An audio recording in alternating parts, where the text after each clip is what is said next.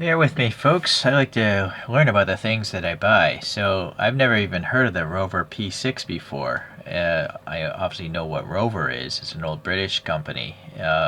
Later British Leyland. Anyhow, the P6 is a rear-wheel drive four-door saloon car, front engine, and it came in three different engine displacements: 2 liters, up 2.2, and 3.5 liters. Four-speed transmissions manually or a three-speed automatic, and it was the very first European car of the year. Between 1963 and 1977, over 320,000 of these cars were made.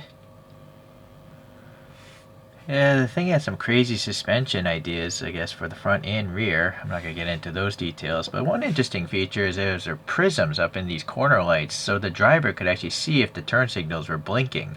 That's a smart idea. That should exist in every car today, right? It's hard to know if you're, well, I guess it's in the dashboard, but anyhow, sadly, even though it was the very first European car of the year, by 1975, Drive magazine called this the worst new car you can buy.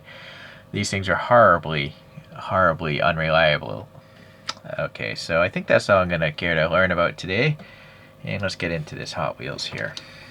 Alright, so it's obviously a premium, and it's from Boulevard, and it tells you exactly what it is, which is nice. So I guess maybe this is number 62 in the premium line? Please leave a comment. What does that mean? I don't collect too many Hot Wheels. But here are the other ones from the series. Never even heard of that one. That's probably a Mattel design, but still, never heard of that Mattel design. And when did this thing come out? 2020. Yeah, this is an old one, I guess. But I had other things to buy.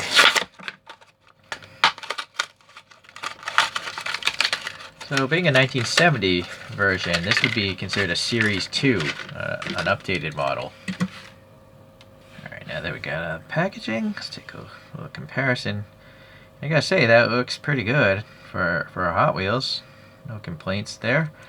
You notice it's got, both of these race cars are running like these mini lights, and Hot Wheels chose to run that molding, so that's a good choice. The wheels by Mattel.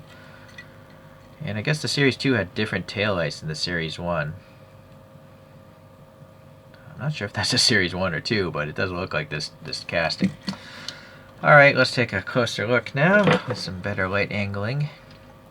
The red paint is not metallic, it's just red. Sadly, it's a lot of orange peel. I don't know if that's a problem with the castings, or if it's the paint itself that causes all this wrinkliness.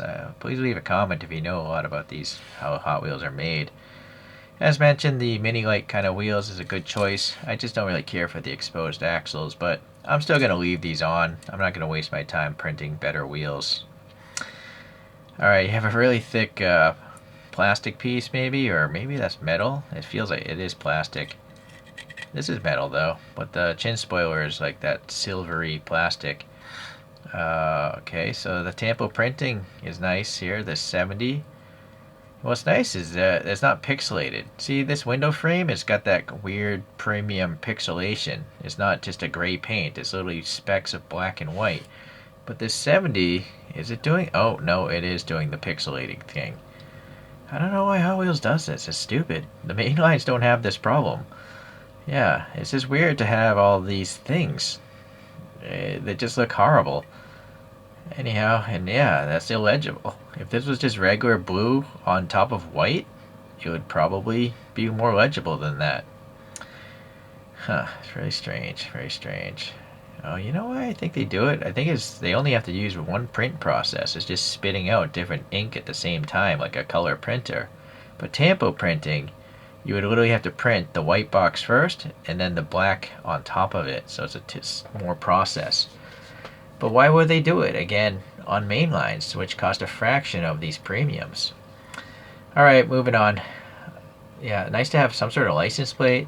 The Rover there, a little door lock, kind of on a bump.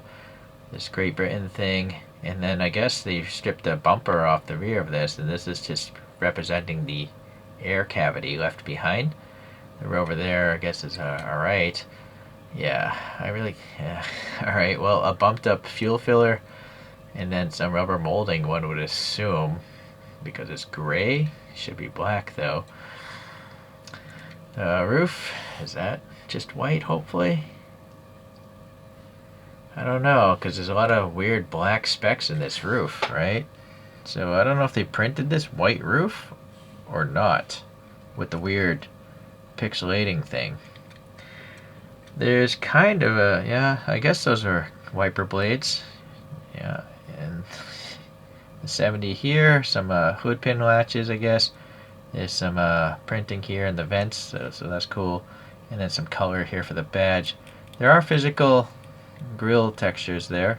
And then the headlights are nice because they do kind of look like headlights instead of just like a solid block of white or silver like green light would do. And then there is a texture down here as well. And also there. Yeah, okay. So there's that prismatic turn signal, I guess, and a little bit of a supposedly chrome trim. I don't know. They could just be so much better if they just use regular paint again. But I gotta say, it's kind of neat. I like this because I've never even knew about this car. And it is nice that they tell you it's a 1970, what car it is, and it is a racing car apparently. And yeah, get a general idea. Copyright 2022. Did the packaging say that, or was it 2020 on the packaging? I don't know. Too late to go get it. Wikipedia mentioned no racing on it, so if anyone knows, please leave a comment for everyone to learn if this thing actually won races. So I'm going to pull out some other ones here. Here's another premium, that pig thing, the Mercedes pig. 3D printed my own wheels for it, though.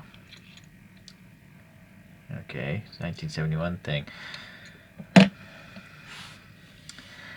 Here's an Alpha. Giulia, I think. Yep, a Giulia Sprint GTA.